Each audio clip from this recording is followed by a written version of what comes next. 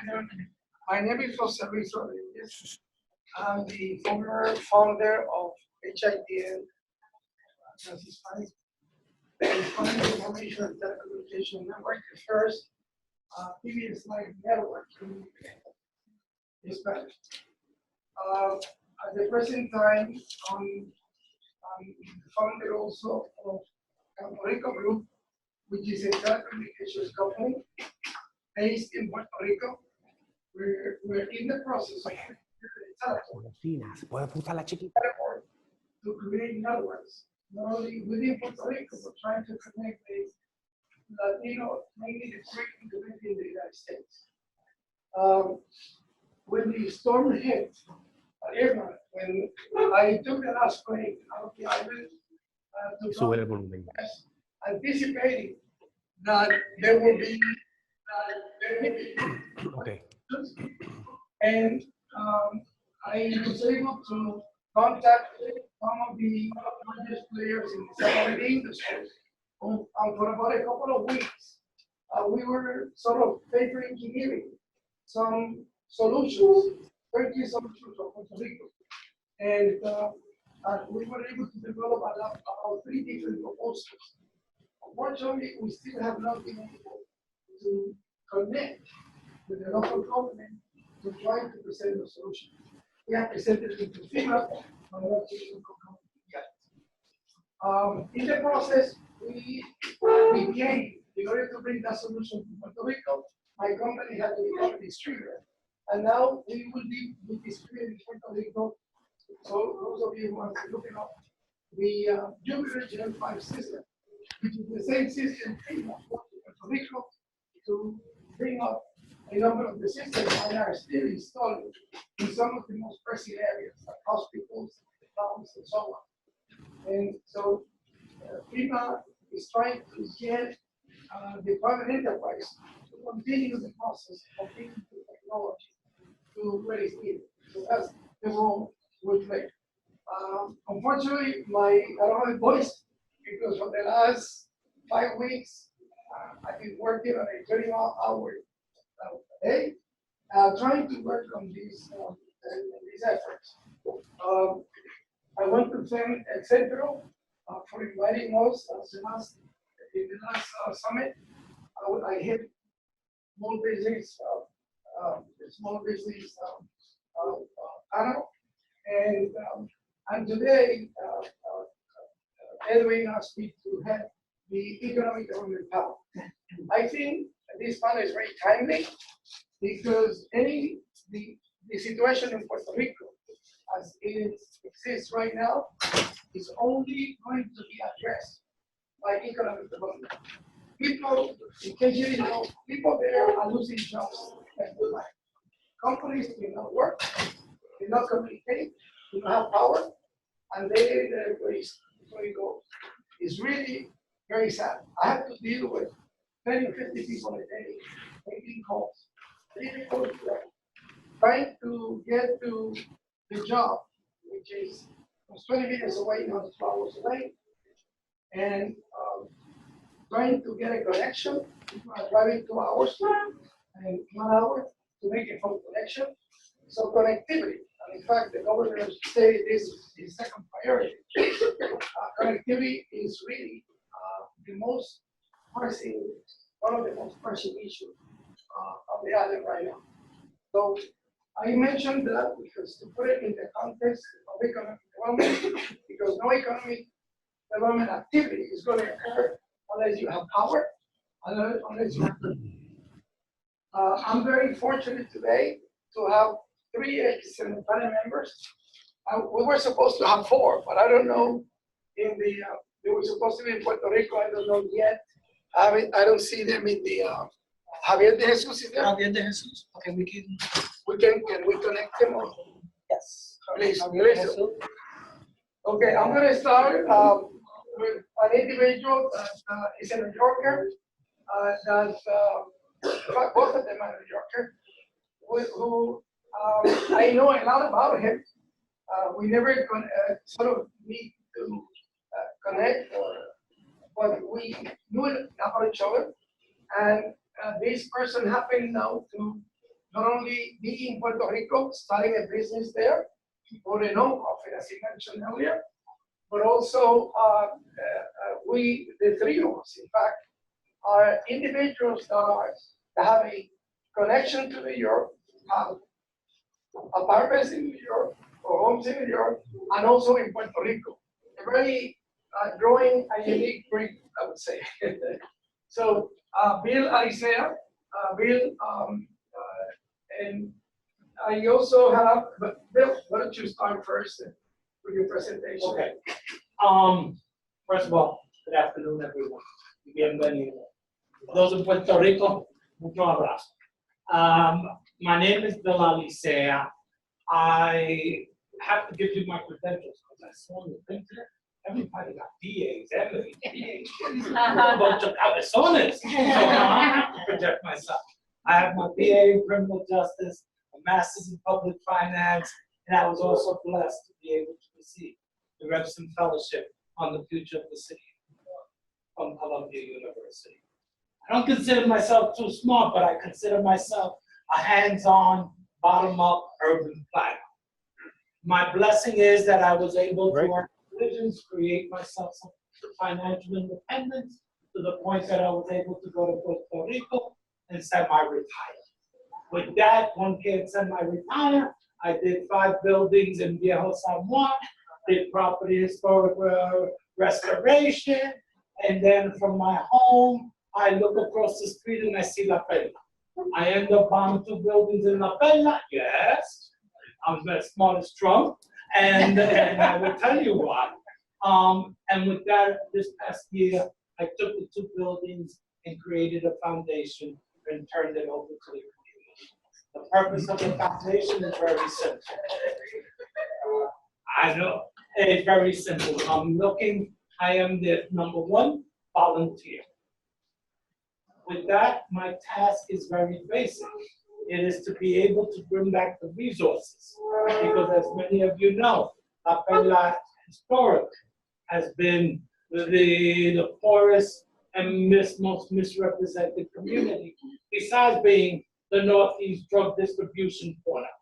And everybody knows that because mommy always told you, don't go to La Perla.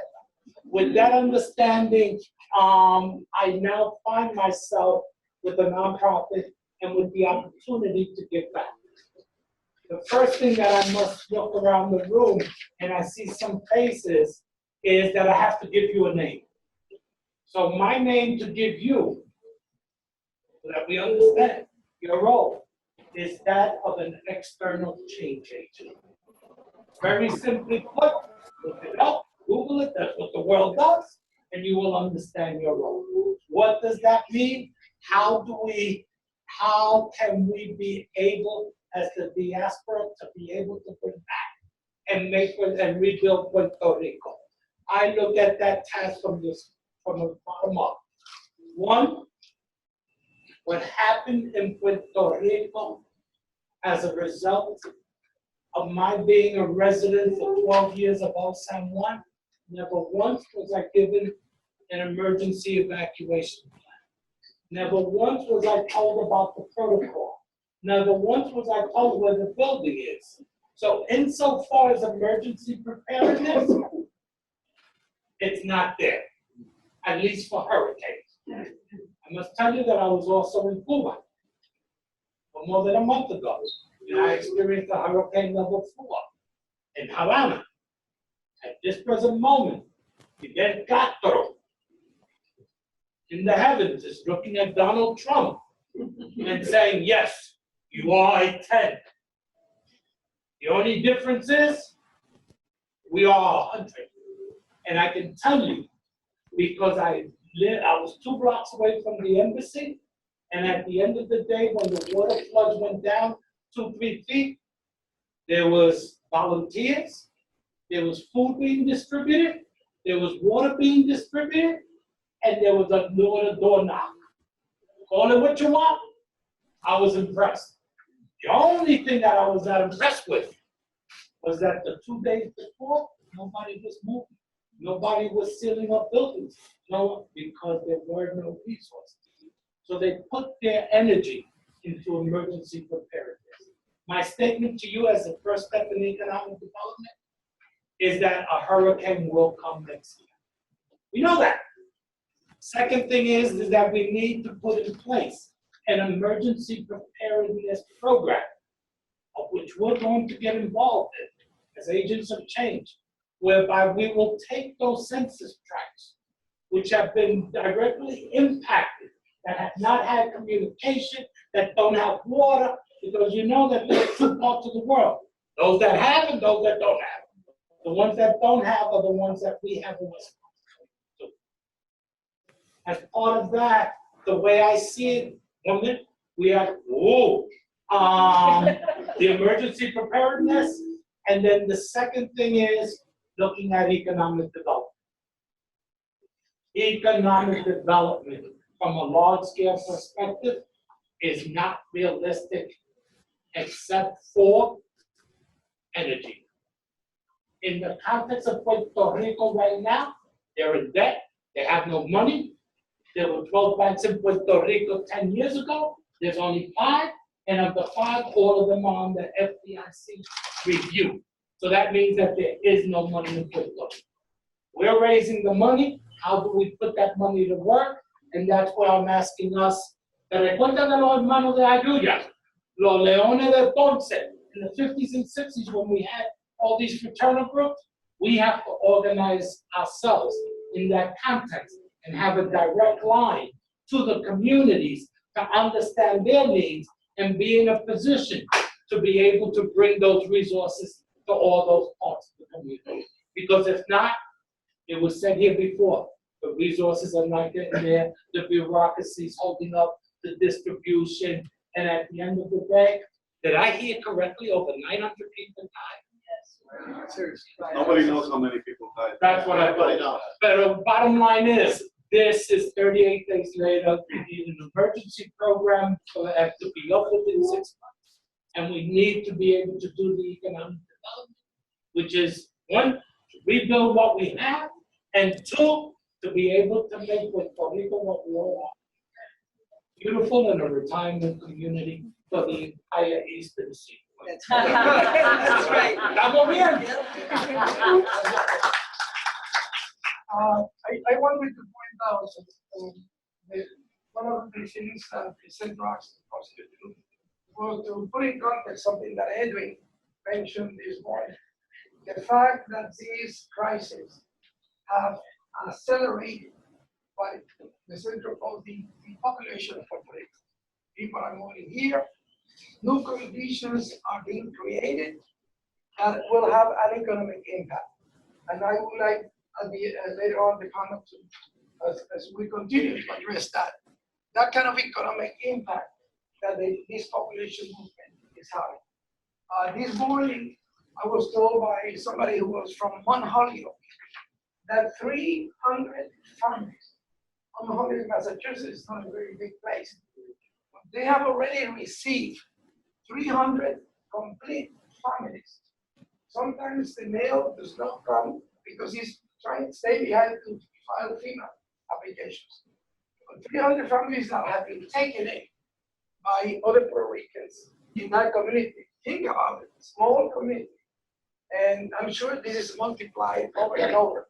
Again, what is the economic implications of that?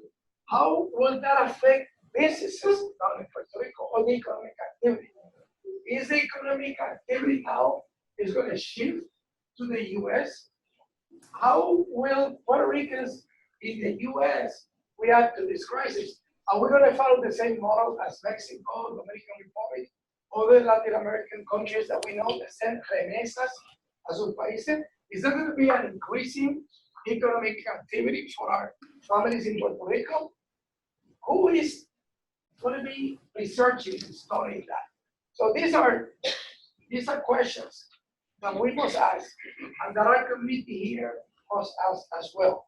Right now, there were a number of producers in Puerto Rico that now they don't exist anymore, or they are being affected tremendously in terms of getting not only their production locally, but let alone exporting it. So what is the exporting products that Puerto Rico is left with right now. But Puerto Rico have to export. So these are questions that must be addressed. And again, what is the role of the diaspora in this effort? How do we have the infrastructure or the models to try to get that influx and make it into economic development activities in those communities that people come in? Because some of them come with very good skills, business skills, and so on. I think it's very important that we look and the center looks back into what has been happening with that migration that have recently have come here, how they have adapted in their own communities.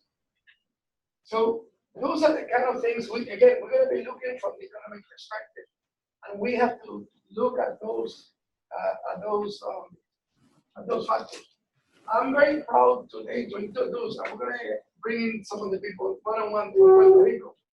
I want to introduce somebody who I respect a lot because he's not only a very accomplished attorney in Puerto Rico, but also he has a small telecommunications company that has the foresight to do things right and to make sure that his company was the only one who was left standing in the island, and all his customers are connected.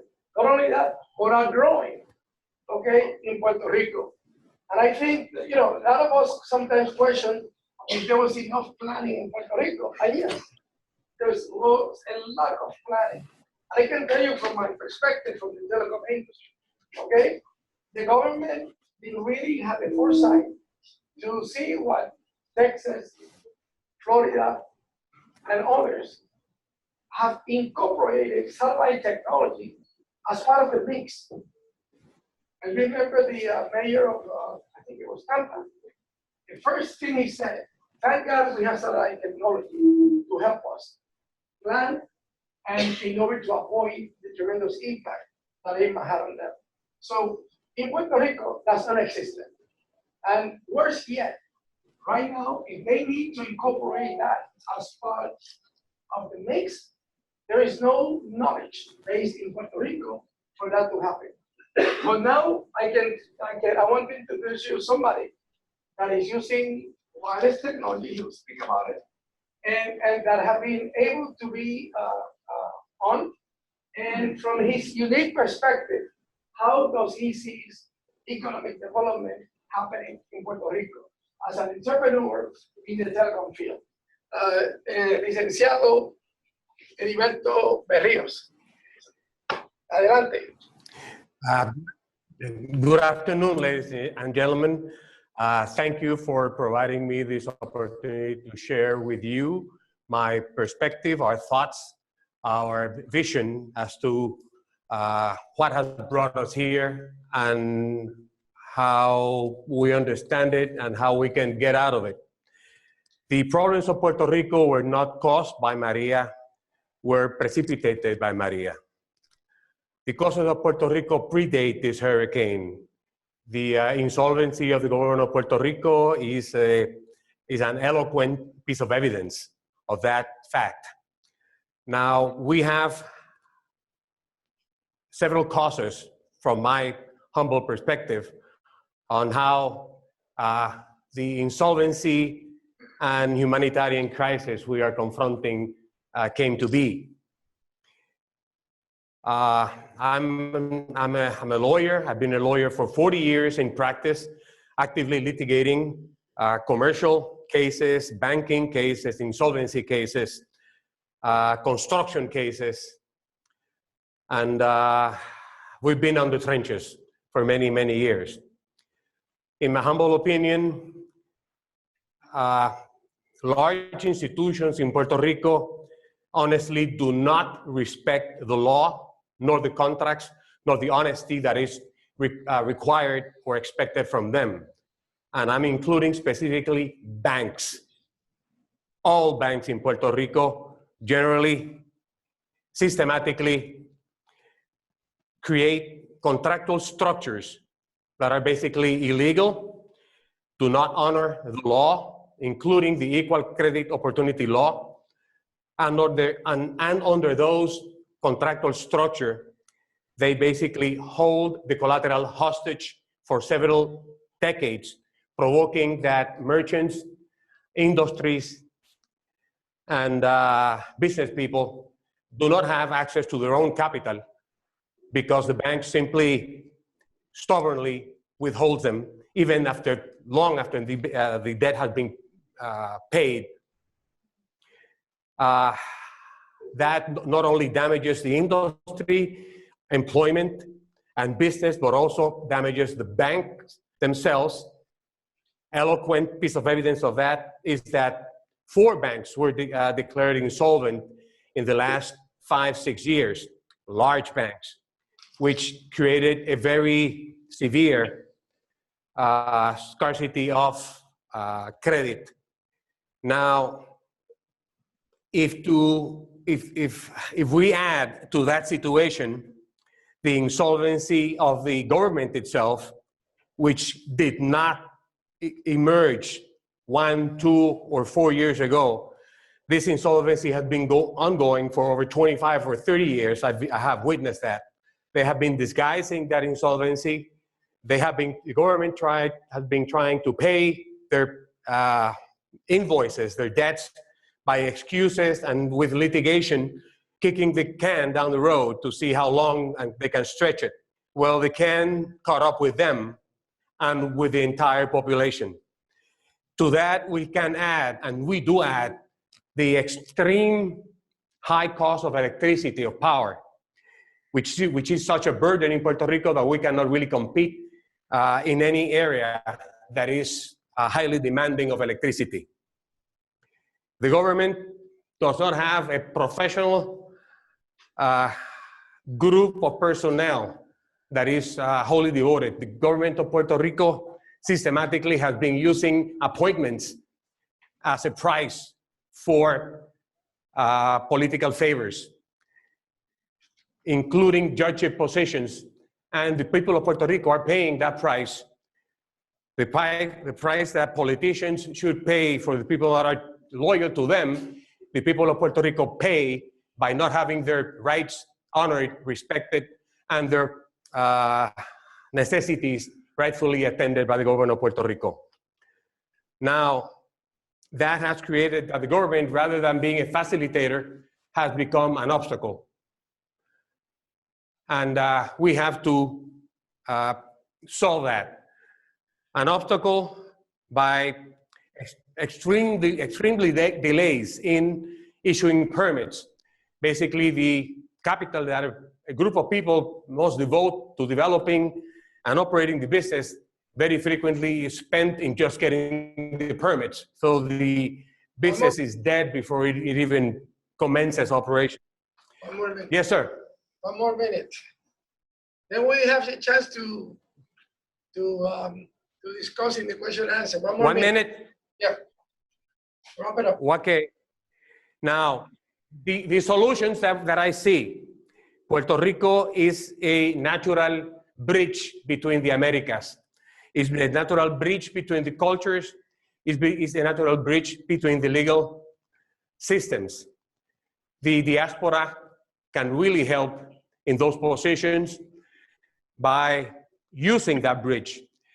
Puerto Rico can also get out of the problem by using the real estate tax structure, by incentivizing use of the real estate for productive purposes and not for speculation.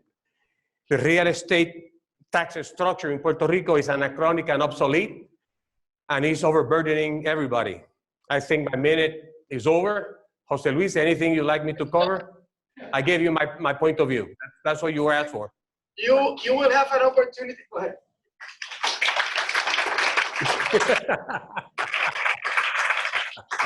You will have an opportunity to expand on some of your ideas later on in the question and answer. Thank you. Right now is one-on-one. We're going to have Mr. El Salas, who I met here today, and he is the president of Sala Care. Out there, home health services. So South Care Home Services. Again, a company that is based in the US actually is working in Puerto Rico. Very interesting development. Again, one model for those who are here in business that can work in business in Puerto Rico. So, Ed. Thank you. Good afternoon, everyone. My name is Ed Salas. I'm the CEO of South Care Home Health Services. I've been in home care for over 35 years, providing home care services in New York City, New York State. The last few years, we've been expanding to California, Puerto Rico. We've been working on Puerto Rico to bring these types of services to Puerto Rico. One of the things that we found, through my experience working in Puerto Rico, is that the elderly population is growing. And they're by themselves. And you heard the horror stories on TV of being alone in the home.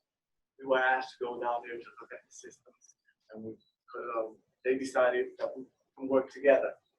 And what we've done, and unfortunately this hurricane came by, we were planning to go there and start looking for training facilities.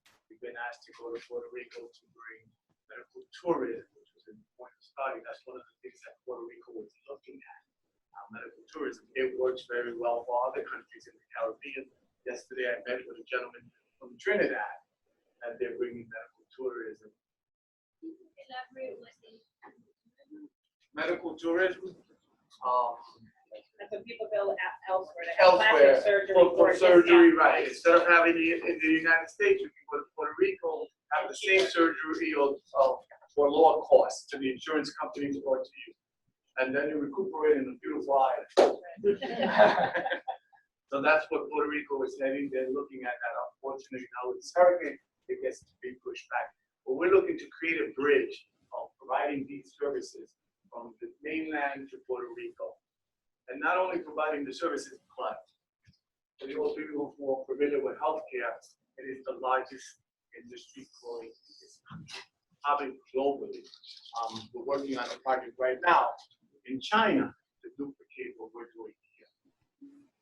So this is what we think will help Puerto Rico because it will provide services to the community much needed.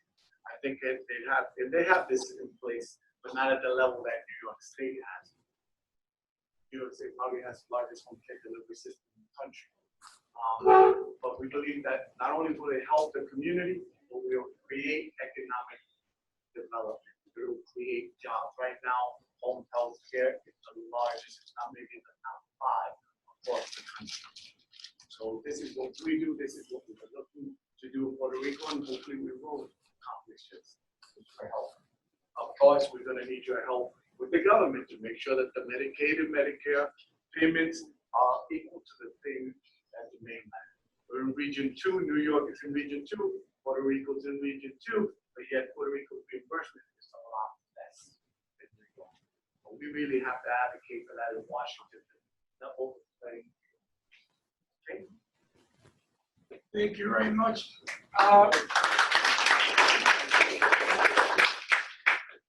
One of the things that in the report that Edwin alluded this morning was the fact that there will be up to 82,000 Puerto Ricans expected to go to Florida. And in the rest of the states, there's other different distribution. A lot of the focus in Puerto Rico is going to Florida. And rightly so, you know, a growing population. But I think it's important that we do not forget that in the other states, especially the Northeast, when you combine Pennsylvania, Georgia, Massachusetts, you have an equivalent amount of people coming to this area, okay?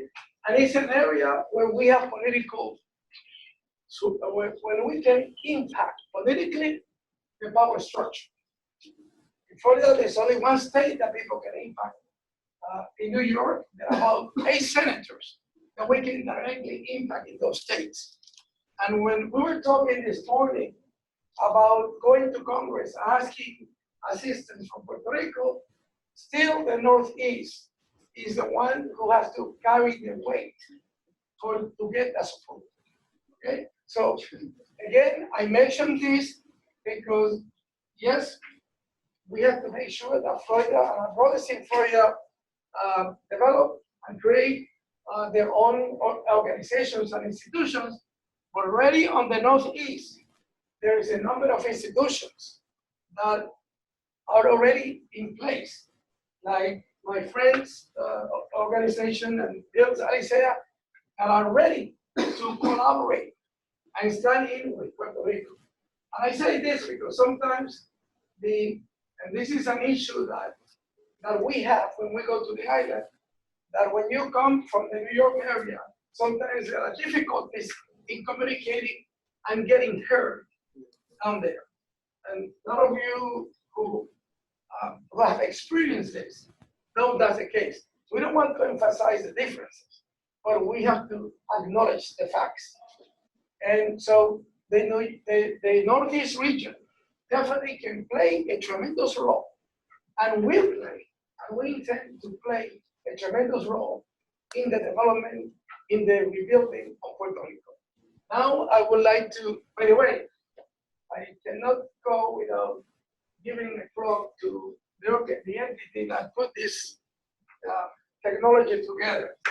The Campo Rico group, this, what you see here, is the first antenna, satellite antenna that we installed here last week. So you can see the quality of the communications.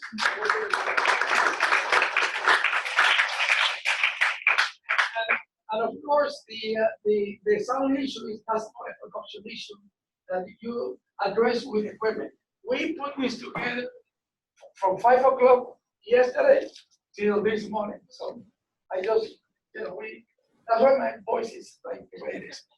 Okay, so with that commercial out of the way, I would like now to introduce Mr. Javier de Jesus. As I understand, Javier de Jesus comes from Sagrado Corazón, is that correct? And he's working with a project in Puerto Rico that I have heard about it. Very interesting project in Santurce, no? That's right. Yes, okay. So Yes.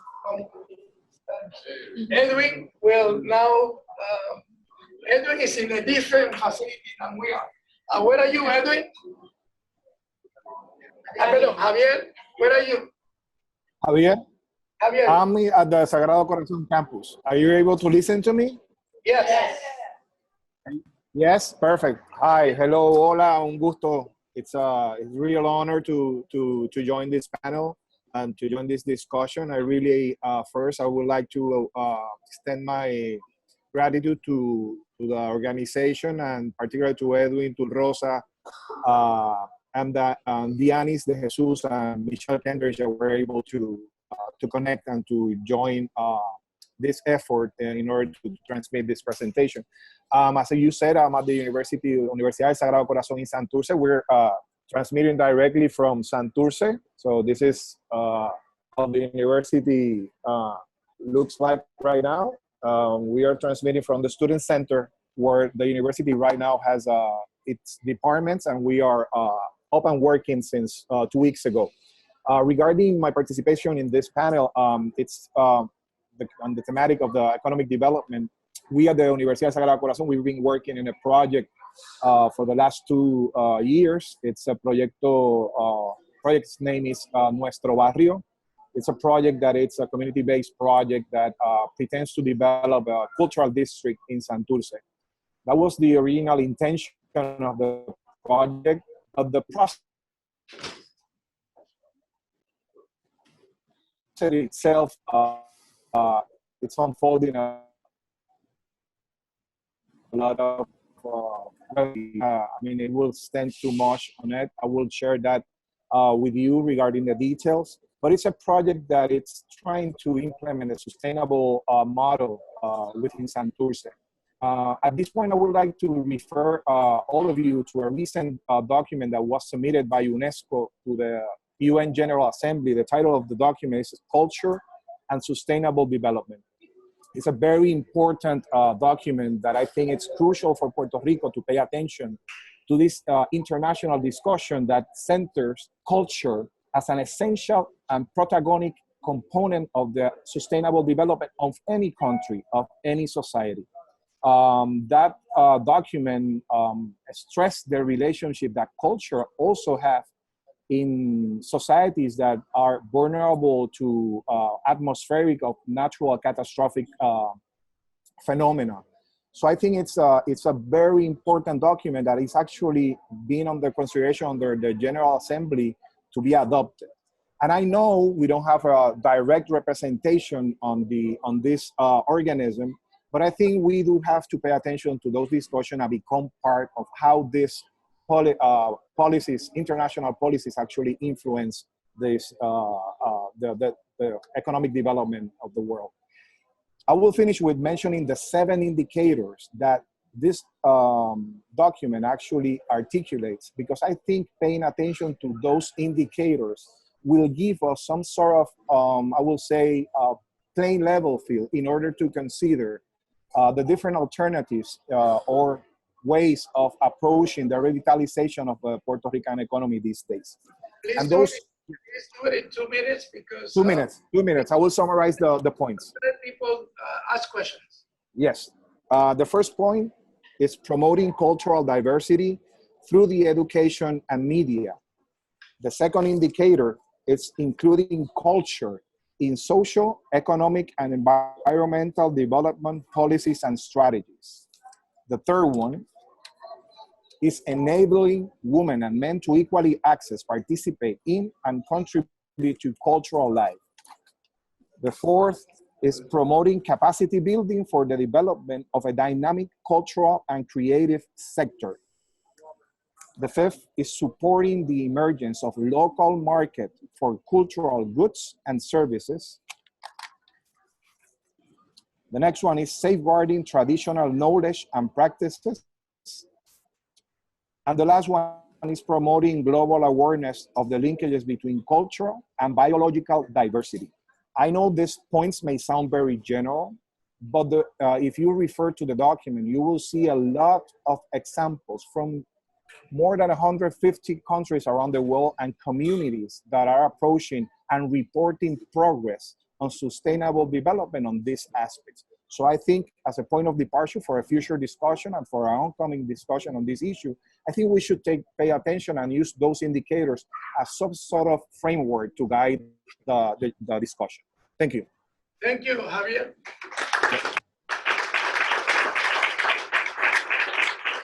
And by the way, before, when you get a chance, I would like later for you to answer the question. In fact, let's do it now.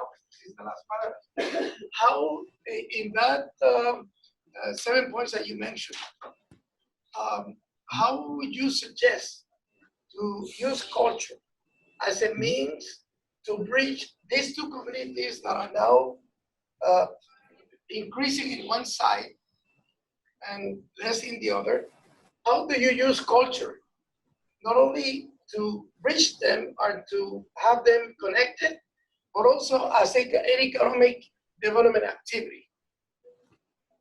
I think that it's been happening. I think we have, and it's been recently measured. I think the issue is not about that these exchanges and the capitalization or commercialization or economic development of these exchanges haven't happened. It's the fact that we're being unable to measure them appropriately so that we can report the significant amount and the contribution that it actually does to the economy. At least locally, very recent research, particularly done by Dr. Javier Hernandez Acosta from actually the business department director here at the Universidad Sagrado Corazón, and also the Instituto de Estadísticas. I know Mario, it's around the event. In Puerto Rico, they have performed for the last 2 years recent research that evidence the contribution that culture actually made to the economy. And I think that there's right now, and you have a panel at 3 o'clock that is going to be addressing the creative industry. I think before we start reconstructing any sort of economy in Puerto Rico at this point, we have a precious opportunity to center culture as our main protagonist in our economy. This is a sustainable resource. It actually comes, it's well recognized. It's being manifest in many, many, many disciplines, from music to film to art.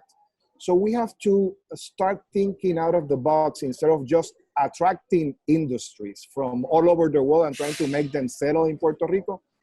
First, recognize that we have that renewable resource of culture as our main engine or motor, and and energy for the economy. Thank you.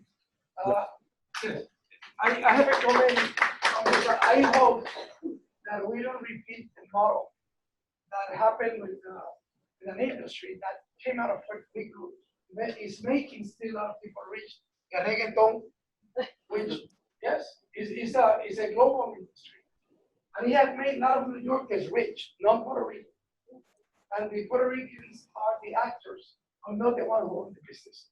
So I hope that in this culture, economic, and by the way, I don't think that model has been studied in Puerto Rico. I don't know, maybe I'm mistaken. But Ricky Martin is another example of another industry as an individual that have gone global and have been able to develop itself. And I think those models have to be studied also. How Puerto Rico has a lot of talent can be applied to the green area. Okay, I have a question now for my friend here, Salas, and that is, if you have to identify 3 areas where you believe that needs to be done now, not only by Puerto Rico or maybe by us, to really help that connection and help not only Puerto Ricans to get more jobs in your industry, to stimulate economic activity. What are the 3 top things you think that we do? First of all, you have to, we're looking to create those jobs. In Puerto Rico, Yeah. here. Well, here it's a growing industry. It's probably the largest employers in, I think, in the United States. In Puerto Rico, training the workforce to become providers because they qualify, they're under the federal rules of New York, their home care, training the people, the masses who are going to deliver this service. Puerto Rico has 72 municipalities, am I correct? 78. 78. Okay. So if we were to go into these municipalities, if we were to train, let's say worst case scenario, 100 individuals, we just created jobs. And think about the impact it would have in the healthcare industry, the cost of bringing it down instead of hospitalization, the impact it would have on the family. And for us who live here, knowing that our families are being taken care of over there. So I think that's a great concept. And I think training will be the first one, job training. And then not just train them to be providers, but continue education to become bilingual nurses, practitioners. I mean, we've done it here. I've worked with people who have come from different countries. They started off as home care workers. Today they run hospitals. Is in Puerto Rico doing that right now? They don't do home care the way we do it. They do it, they call it ama de llave. We call it here in housekeeping, which we don't longer provide those services. They call it, so they go in and they do basic cleaning. They'll do light housekeeping, and that's it. Very limited personal care. As far as I know, as far as they'll send a nurse, here we won't send a nurse. Here we'll send a home health aide. The next record. The recommendation would be training, sitting down with the healthcare industry, level the playing field, work with them to put together to allow us to go in there, see our programs, how can we work together by, we want to retire like good friend here, Bill said that in retirement. I would love to go retire to Puerto Rico, knowing that if God forbid something should happen, that I would have the same services in place. And Puerto Rico, we're seeing the people that are living in Puerto Rico now that this is a big impact. Now I'm taking care of several families that are coming in. It's a big hassle. Why? So would you say that support for industries that are getting to retirees in Puerto Rico? Absolutely, not even catering, but just back and forth, the shift of going back, and telecommunications, telemedicine is going to be a very important part of that. Thank you. Heriberto, where is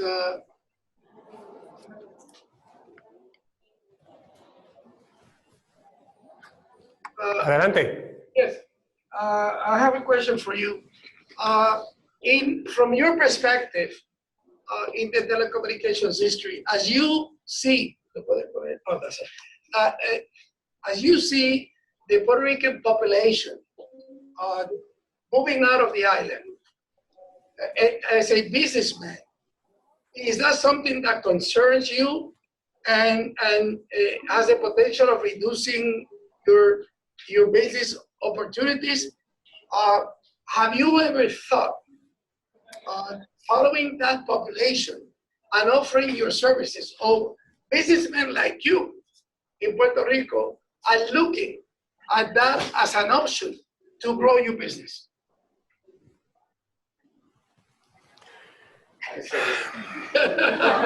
It's the answer to that is a mixture of sour sweet.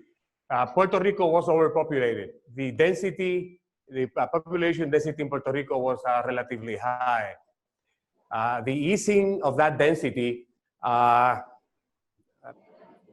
takes some pressure from infrastructure and public services. So in that area, it has made things a little simpler. Now, the problem is that a lot of talented people are leaving now. People that are really, really productive, looking for better opportunities.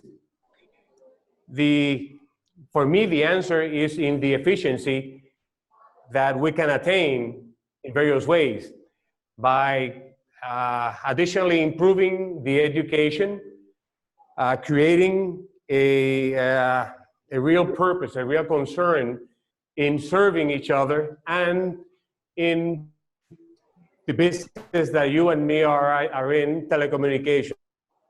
I think the efficiency that telecommunications engenders to any business really creates wealth, facilitates results, and multiplies the possibilities. That is one of the reasons why I decided to devote a substantial portion of my capital to this business, and why it was structured knowing that a disaster would come sooner or later. We have a long way to go into attaining that, and I see real hope, real expectation, and prosperity there. The people that leave Puerto Rico, like most of you gentlemen and ladies, you do have the wish to come back. You also always look back to your families, to your memories, to the nostalgia that Puerto Rico leaves to everyone. Now, the relationship between the diaspora and the residents in Puerto Rico will continue. You gentlemen will continue to generate wealth for yourselves, for your family, for Puerto Rico, and for the communities where you live. I just see a new scenario that is being developed, not necessarily a problem. That's my perspective. I'm really hopeful and thankful even to Maria that has opened our eyes in many, many ways. That's my answer to you, Jose Luis. Thank you. By the way, can you make can they pan out, because I wanted to show the company's logo here. That's its by the way, that's its company, Integra. I did a commercial, so I had to do. Where is you? Okay. Okay. Thank you. Yes. Now I would like to Bill. I would share with the community. Then you should. I did to put that. You have been dealing with Puerto Rico doing business in Puerto Rico for how many years now? Well, 12 years now. And you mentioned also one being a developer there. I've seen you properties in front of La Bombonera. Everybody knows La Bombonera here. So these properties are right there. So what is your experience now, based on what Irwin said about that the island now might be able to be managed better in terms of services. And Ed mentioned that this might be a good place to retire. How would you reconcile? No, they don't need to reconcile. I think they perfectly on their own ideas that could be developed. But how would you, is there a way simply, to develop? Go ahead. number one, the reality is Puerto Rico is blessed with climate, culture, and people. That's the reason why when the world turns cold, the world goes down to the Caribbean. So we have to understand and accept that tourism is the cornerstone of Puerto Rico's economy. It has to give an international face, and it has to be able to show that, yes, we're open for business, okay? And it's the reality of Puerto Rico. It is the premier island among the Caribbean. And we have to think of what New York is to the world, Puerto Rico should be to the Caribbean. Okay, very simply put. Second thing is, how do you translate the reality? The reality that I have and what my mother told me, es que hace falta, no es que se fue, es que viene. Y la realidad es that we're 9 million strong que venimos para Puerto Rico. Okay, so with that reality, I then look around the room and I say, we are underutilizing our urban centers. If you go to all your communities in Puerto Rico, you will find that the urban centers are decayed and they need love. They have what everyone in Puerto Rico wanted. It was a gated community and off to the mountain. Well, you know what? The wood roof doesn't hold up. So what's going to happen, my recommendation, to take those urban centers as the chapters we are here as external agents, work with those urban centers, rebuild them, put in place a commercial revitalization program. Because if the level of the labor market is changing now, so by doing that and doing the cultural tourism, you're now creating that within the next 3 years, people will want to come. Housing will be affordable. You're not going to be building $1 million condos. What you will have $100,000, $150,000 homes in the urban center, because something was said earlier. We're getting older and better. So that means that we would love to be able to have a place there. And we have to look at ourselves as being an appropriate culturally people to people for the Eastern Seaboard as a retirement community that has the medical services, that has the infrastructure. Because what Florida was 20, 30 years ago to New York, the Eastern Seaboard should look at Puerto Rico as being that.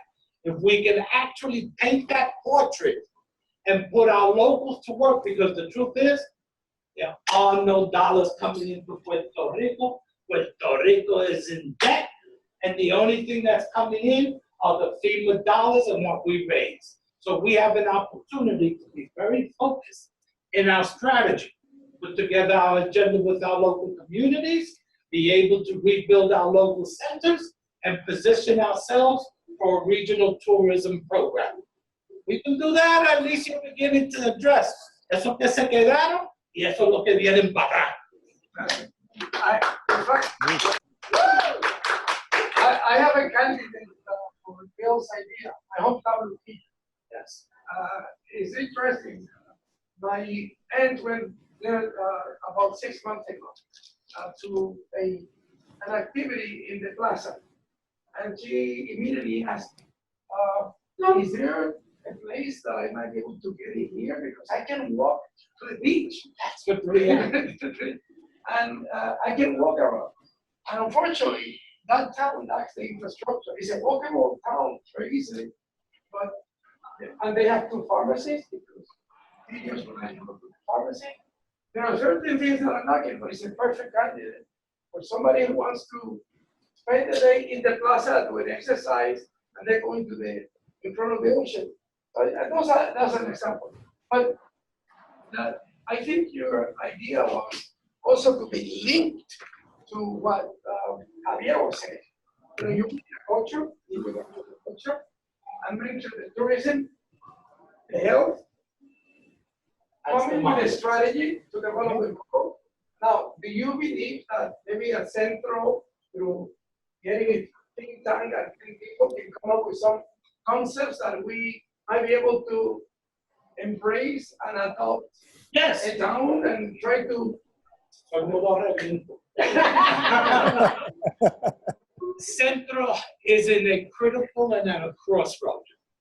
We as a community, we have something in Puerto Rico that is unbeknownst to most. We have a governor of the state of New York that is bringing stuff down and has an office there. The first thing is that what we just laid out, that office should serve as our basis for the diaspora. Second thing is that he should be able to put in place at the highest of level an appointment to the executive cabinet that will be able to coordinate. Okay, coño, I got confused between Cooney, Sunni, this one and that one, and everybody doing stuff. We need a clearinghouse, we need an accountability, and we need a parallel structure here of nonprofits and advocates, or agents, external agents of change, that could match up over there to give this the impetus. Okay, one thing that is happening, the money is being raised. And one thing we will be guaranteed, that Puerto Rico practices a public finance concept better than anyone else. Fungibility and corruption. Jose Luis. okay. Jose Luis. Yes. Yeah, just one, I appreciate a lot Bill's approach on looking at the urban centers as a geography of opportunity. I think that's a very interesting topic, and I think a direction to go.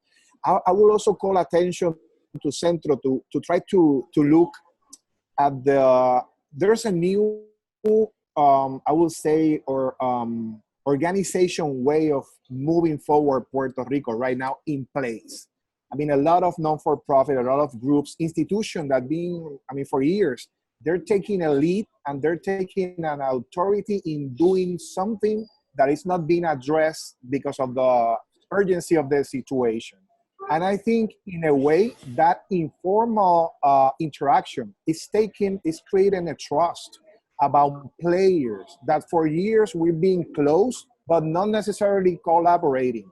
And I think that is happening, and we are right now doing that all the time, like connecting, helping each other, but not necessarily looking at the organization way. We are approaching this in a very, I will say, identitary way of Puerto Ricans solving their problems. And I think that's from a research point of view and from a sociological, but also anthropological way of how we can put in place a bottom-up way of doing things rather than just waiting for a government to solve, because we already know the scenario that we are facing. So I think that's something that I will extend Centro can help in doing that research. We can help from local academia to exchanges, information and data, and come up with a map that actually shows how it's the situation being addressed on the ground here in Puerto Rico. Also adding that, the fact that all this communication that is being in place with the diaspora, right now, I don't see the borders. Right now, it's a larger way of Puerto Rican being able to contribute in the recuperation process in a complete, I insist on this very identitary way of doing things by Puerto Ricans. I'm sorry for Yes, I guess we live in the cloud. Yeah. Jose Luis, Yes, Jose Luis, go ahead. I'd like to, may I mention something? Yes. I foresee an immediate problem approaching, and I'd like just to mention it. The collapse of the communications in Puerto Rico has created large obstacles in the daily transactions. And I foresee that the government of Puerto Rico is going to have substantial difficulties in maintaining their cash flow from tax collections. And I see that the immediate solution or attention for that is through telecommunications, because the access to internet enables use of credit cards, deductions from credit account, bank accounts, etc., that creates a record for the government to collect their taxes. If the telecommunication systems do not become operational pretty soon, the government is going to be hurt significantly, and that will overflow to the entire community in many, many services. So I see a real danger that must be attended immediately right there. Important, very important what Roberto just said. It's crucial, and I agree with you totally. Okay, any comments on that? Okay. Next question. We like to welcome Irwin Melendez, the father of this movement here. Irwin,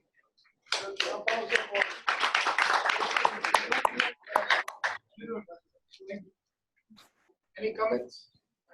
Question. Okay, questions. Hi.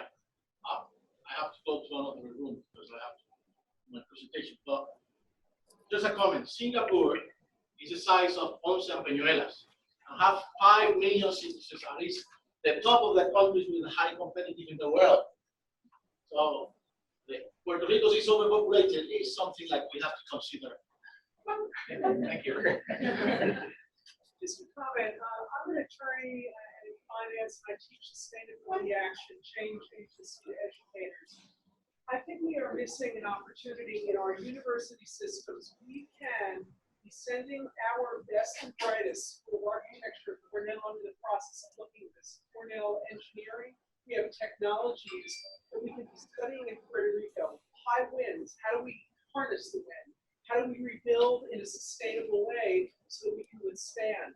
We have a shifting demographic in Puerto Rico, and it's fine if we have older adults. But we want to bring up a population of people that can sustain economically. And if we can make that a learning center, like Cornell has made Roosevelt Island a learning center, we can bring the economy back there, and frankly, New York can benefit from our students learning, because they're going to be ahead of us in terms of highways and extreme weather. So this is a dreadful situation that we could be benefiting, and I will be in touch with you. Okay, so tell us how of you can get together and start formulating something. I didn't tell you? No, she offered to volunteer services to help me make a bottom-up model of La Perla so that it could be sustainable and we can show the rest of the world. Thank you.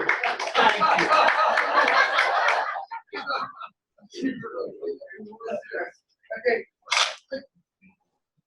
And then we're going to communicate it. One long-term question about technology. Technology is driving all development. How do you see technology evolving on the island? Will the island be attracting high-tech companies and looking for opportunities? For instance, healthcare, this thing called ClickCare, which is a technology that facilitates collaboration, which makes medical processes more efficient. But more importantly, are we going to see a Silicon Island? I would like to let Heriberto answer that question. But before he does, I want to highlight something very important. The word collaboration was made. The word collaboration was uttered before. And I want to let you know that my telephone suffered a lot of damage around it. My antennas were intact, but all the infrastructure, fiber, cable, it would take at least a year to repair, to get, be able to get connectivity back there. I have to look now at solar energy to do it. But in the meantime, Heriberto's company have opened us the door to have our offices in his telecommunications company, okay? And if there is an example of collaboration, we're getting to know each other better. We're even joking with each other and all that. So I think this is very important. I almost forgot, but this is extremely important in terms of a model in going forward. Because, right, you know, when you're in a competitive situation, it's very difficult sometimes to get together. But I think, if anything, we represent right now a model of collaboration that is taking place, not only a company in Puerto Rico, somebody from the diaspora with a company in Puerto Rico, and I don't want to let that point to go by. Okay? Thank you, and I would like to thank Heriberto for having the foresight to how I have to lower my rent. So, seriously, another question. Oh, the answer. I'm sorry. The answer. No se ve. La contestación para la pregunta. No, yo no entendí la pregunta. I did not get the question clearly. Could you kindly repeat the question? Yeah, the question is simply, what is Puerto Rico? Yourself, José Luis. Can you repeat the question? Es que no lo oye. Véngase para acá, para So the question is, venga acá. Si me hace favor. Si me la dice en español, mejor. amigo, la pregunta es, ¿qué Puerto Rico va a hacer a lo largo para atraer la tecnología alta? The Silicon Valley type of experience, like New York has done. We have Silicon Alley here, right? Which is on Roosevelt Island. Right? That's where we are. That's where Google is. What else? We need a grid first. Okay, okay. Let me approach that question. Oh, right. Yeah. In order for Puerto Rico to attract high technology, we need to have the educated people, which we do have. Yes. We have to improve our infrastructure and rebuild it better. Maria maybe did us a favor there by destroying the obsolete things we had. Now we have to build them again and build them with multiple redundancies so that it is more reliable.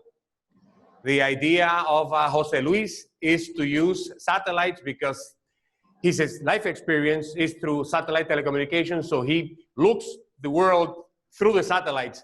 I look at the world through another way. That is why together we see better. Also by providing opportunities for the investment in those areas. There is some legislation in place already, such as export services, which provides a 4% flat income tax rate for any company that exports services. And to export services, you do that mainly through high technology. The idea I provided before to link real estate taxes to the productivity of the real estate would be a great incentive.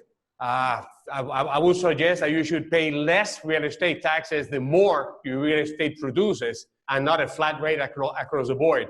And that you pay more real estate taxes if your real estate is idle, sitting around producing nothing. That will incentivize everybody to get their real estate to produce fast. That is going to provide a great momentum to the economy immediately. There are many ways that can be, many ways and things that can be done, but telecommunications, I think, is crucial, and it's the way the world is moving. Go ahead. Here's a question from the audience.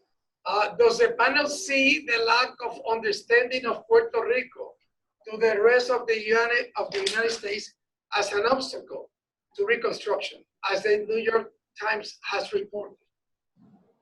I would like to address that. Pregunta. It's on the, actually the question, it's on the chat. It's by Dave Izarri, who's the one that is posting that question.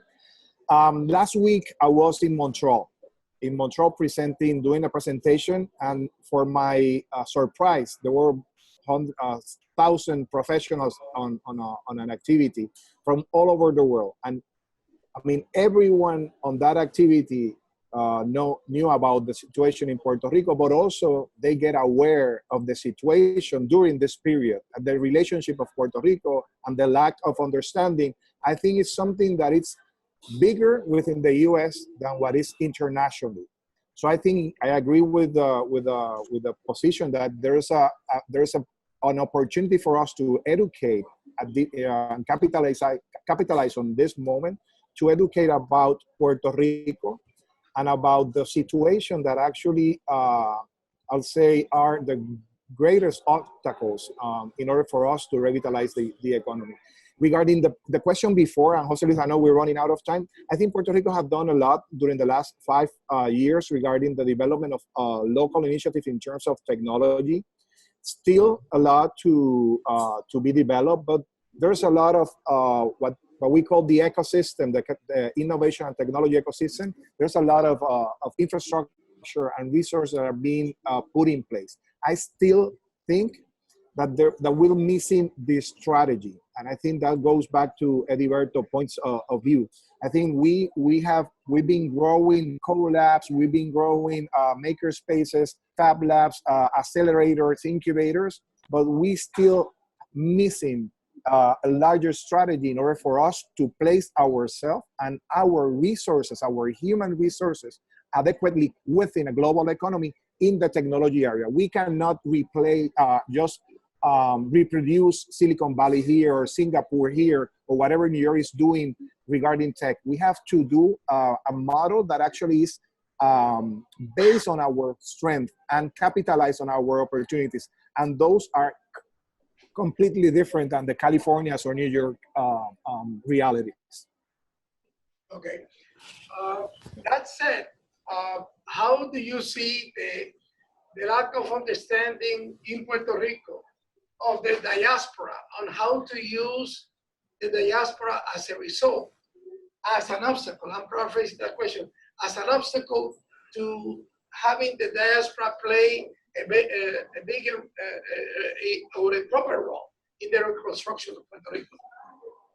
I think that there's already in place groups and institutions and leaders that are building the bridges, that are maintaining the bridges. So I think our generation, I mean, I'm not talking about age, I'm talking about the people that we are living this moment. We have to get obsessed in the good sense of the word, in order to become connectors and bridges as our performance. We have we cannot get into the small discussion about the diaspora and the locals. I mean, I think that's a polarized, and that's an old way of addressing this. We are a community. And if we place that concept of community in the center of whatever we think and we act, I think we're gonna get to the right place for our people. I kind of getting tired of that discussion. I think we have to move forward in order to create a new model, a new paradigm for our community. Puerto Ricans everywhere they are. Okay, fantastic. I want to mention that I participated in the past in some panels in other summits. And the same way that we see, and Javier is a good example, of the Puerto Rican youth having this energy to try to really build a new Puerto Rico, we saw also a new generation of Puerto Ricans that are mainland-based, going through a similar experience, but in a different context. My question and my concern is, or my hope is, how do we get these two groups to collaborate? Javier has a point, that there are people like us that are bridging these gaps, but we have to find ways to make those two emerging communities together. And I think what Bill is doing what Ed Sal is doing, an example of that. And I hope that you here continue supporting those efforts and that continue interested in the development of Puerto Rico and that supported Centro in its efforts to try to get us all connected, as Javier said. And I would like to thank all of them, starting Heriberto, muchas gracias por participar con nosotros en esta actividad. Gracias a ustedes. Javier, muchas gracias. Gracias a ustedes de verdad. Esperamos que se repita esta conversación. Ed, muchas gracias también a usted. Y muchas gracias a ustedes.